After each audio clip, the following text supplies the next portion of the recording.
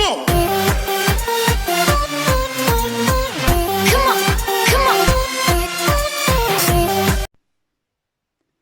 Hello guys, this is Jonah Chikadora and welcome back again to my channel. In this video, I will show you on how to do this cube in a cube pattern on a 3x3 Rubik's Cube. I will also show you on how to undo this Rubik's Cube without having to solve a cube from a scramble every time.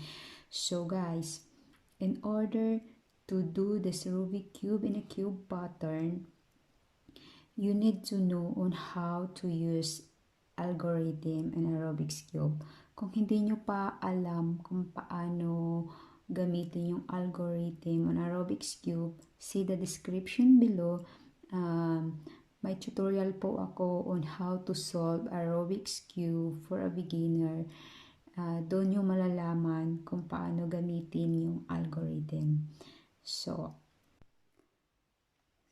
I will show you now on how to do this cube in a cube pattern on a 3x3 Rubik's Cube. And here is the algorithm of it. F,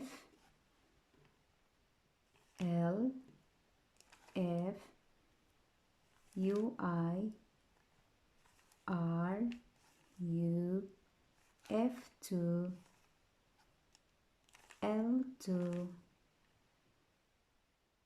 UI, LI,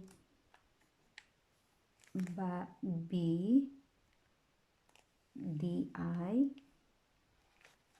BI,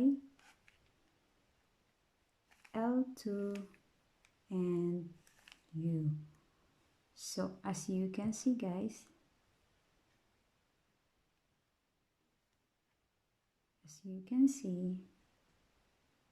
meron na tayong small cubes. So this is why we call cube in a cube pattern. So now, how to undo this Rubik's Cube? Simply lang po, we repeat the same algorithm 2 times. So kung anong ginamit natin na algorithm pag solve ng cube in a cube pattern, ganun pa din yung algorithm na gagamitin natin para ma-solve natin ng buo yung cubes. Babalik siya sa solve na cubes.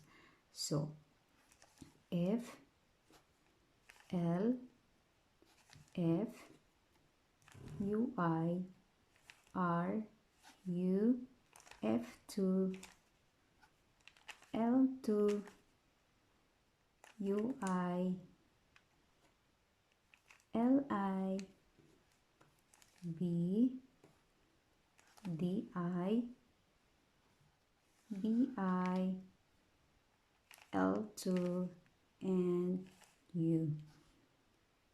You see guys, gaya ng nasabi ko, need nyo siyang gamitin 2 times yung algorithm. So, again, F, L, F, U, I, R, U, F2,